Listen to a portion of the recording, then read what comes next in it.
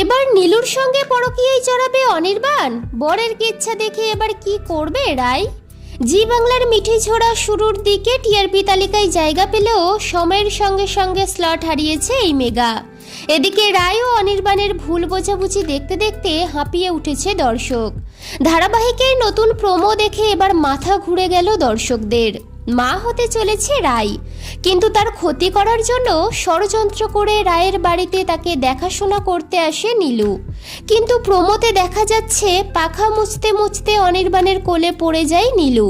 শুধু তাই নয়, সেই মুহূর্তে একে অপরের দিকে তাকিয়ে থাকে তারা। এই দৃশ্য দেখে অবাক হয়ে যায় রায়।